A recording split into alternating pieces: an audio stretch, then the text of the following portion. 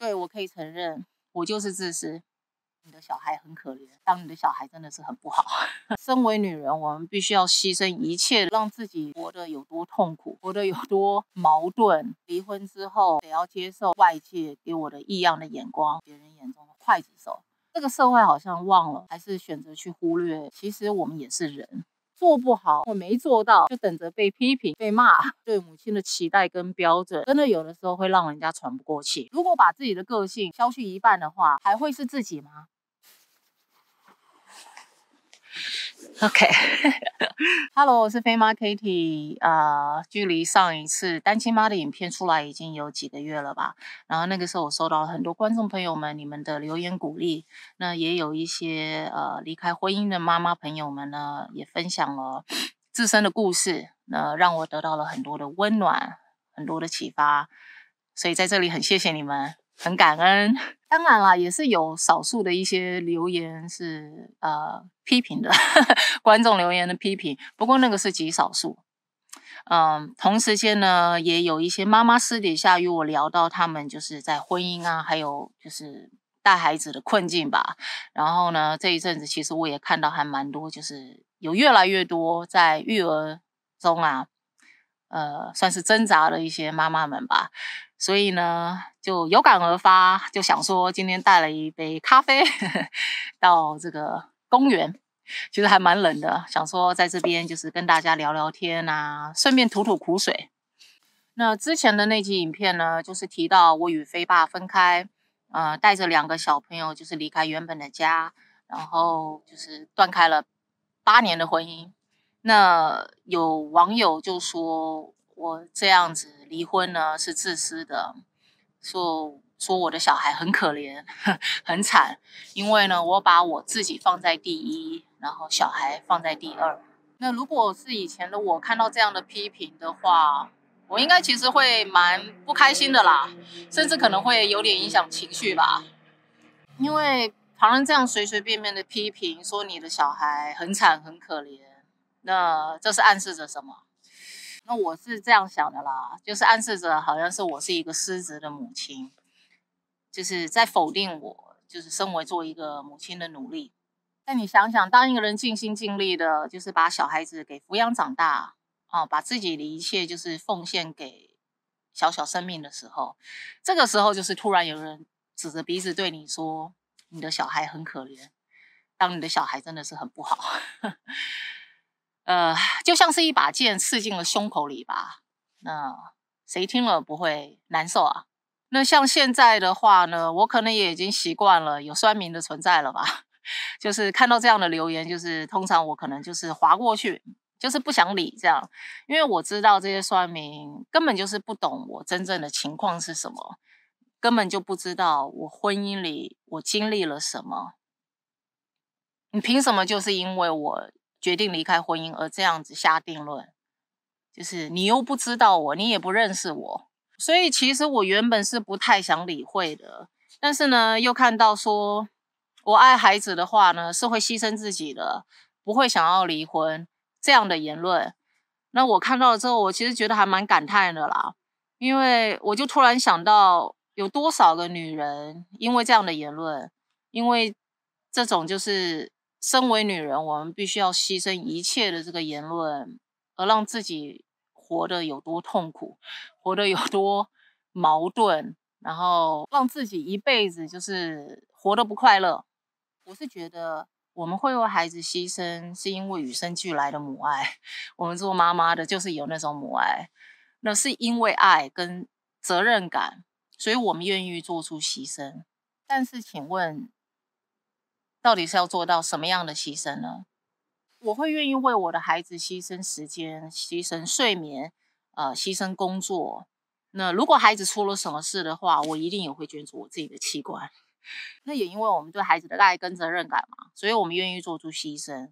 然后就觉得这个社会好像普遍，就把这些事情当成是一个妈妈该有的标准配备，觉得这是理所当然的，觉得这是应该的。但是这样无止境、无私的牺牲，我觉得都还是有限度的。只是这个社会好像忘了，还是选择去忽略，就是其实我们也是人。就我们也是有私心的，只要是人都会是有私心的，因为我又不是圣女，就我也想要过自己喜欢的生活，我也想要开开心心的。我觉得这个婚姻里面痛苦大多于给我的开心，而我一想到我自己的后半辈子很有可能都会被困在这个不快乐的婚姻里面，我心里就会开始很挣扎。那我挣扎的是，如果离婚之后，我就可能得要接受外界给我的异样的眼光，因为是我自己主动要离开婚姻，是我破坏了这个婚姻，那我可能就会是别人眼中的坏女人，是个刽子手。然后还有挣扎的就是我的决定呢，不是很符合社会的标准，因为我没有给孩子一个完整的家，所以我离开这个婚姻是自私了吗？对，我可以承认，我就是自私，所以我才会想要结束这段婚姻。我就是想要把这个锁给解开，我不想下半辈子都被困在一个就是不快乐的婚姻当中。可能就是随着年纪大了吧，就是我也算是认清到，不停的牺牲奉献不会给我带来幸福。同时，我也慢慢的理解到，就是幸福的方式可以有很多种。那我想要去找寻属于我自己的幸福，所以呢，我得要自私的把自己放在第一位。然后，如果问所有的父母，我想十之八九大概都会希望自己的小孩健康快乐成长，对吧？但是如果我不快乐的话，我要怎么带快乐给我的小孩？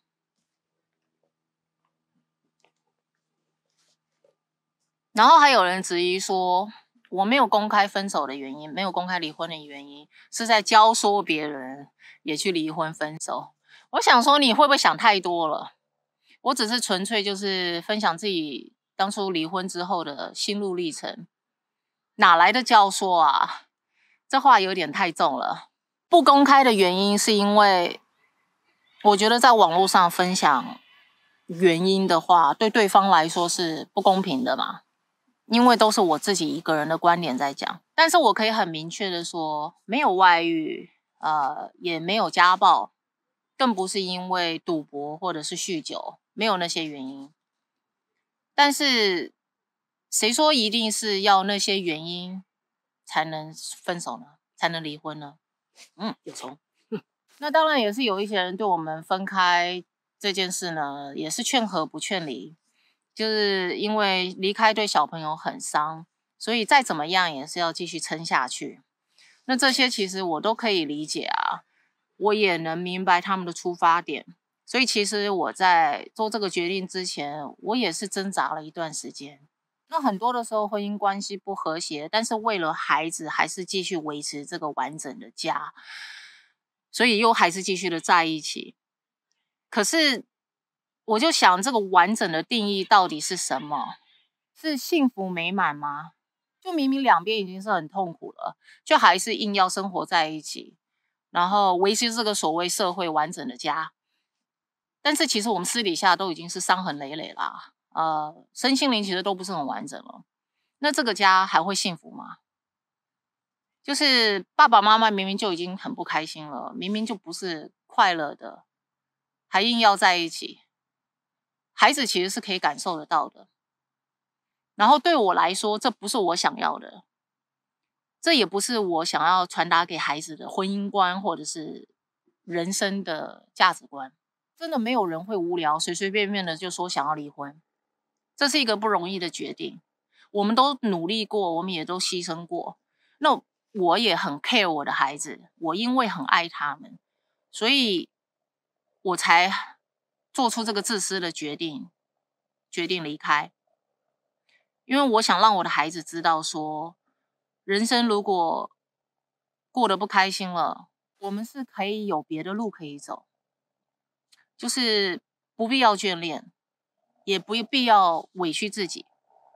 我还记得我在结婚之前呢，曾经身边有个人对我们说，就是婚姻关系就是0.5加0.5等于1，意思就是呢，两个人呢各自消去自己的缺点跟自己一半的个性，然后两个人合在一起就会变成一个完整的1。我那个时候没有多想，但是我后来想呢，我会觉得说，我们其实本来就已经是一个独立的个体了。如果把自己的个性消去一半的话，还会是自己吗？就是这种用牺牲跟妥协来促成的关系，或者呢，让另外一个人来补足你自己原本的不圆满，这样的关系会健康吗？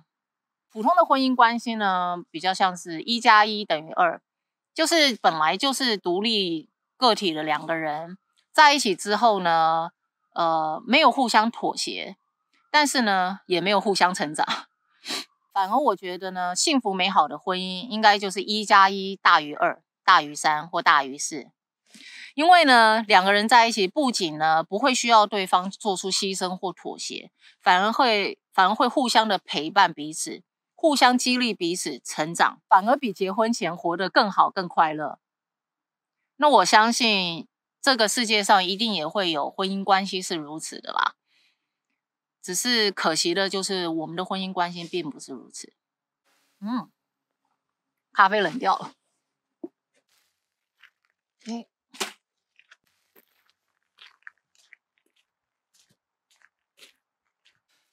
然后呢，我也不是说婚姻不开心了就要离，因为每个家庭都有各自的状况，对吧？但是呢，如果两边能够互相倾听、互相扶持，然后呢，努力的维持就是婚姻关系的家庭呢，其实还是有很多的。那我也都很佩服，我也很开心，就是这些人能做到。但是我还是蛮希望，就是所有步入婚姻的人呢，都能够保有初衷。因为当初两个人在一起，一定是因为有什么点，才会让你愿意点头嫁或者是娶，对吧？而我自己是已经尽了最大的力了，无法继续下去就是无法继续下去，只能告诉自己 move on。那人生没有了婚姻，还是能继续前进。那现在我的孩子有2个家。那也受到了2个家庭不变的爱跟关怀，虽然不是所谓的一个完整的家，但是呢，我相信他们也是一样可以得到幸福。那这些年来呢，我也看了很多在婚姻跟育儿中就是挣扎的一些全职妈妈们，因为全心全意的付出没有被看得到，没有被理解，就会开始失落，然后呢，也会否定自己，会矮化自己，甚至觉得自己没有价值。其实我也都很能感同身受，因为我自己就曾经有这些感觉过，然后我到现在其实都还是会有一点这种感觉。这是因为好像我们都背负着就是这个社会对妈妈该有的期待，无形中就会给自己很大的压力。然后我也曾经收到过批评，像是说给小孩上幼儿园的时候呢，他哭闹，然后呢说我怎么这么残忍，放下小孩让他哭这样。还有就像是煮东西煮到焦了还给小朋友吃，真不是一个好妈妈。那我现在就问，到底有哪一个妈妈不爱自己的孩子？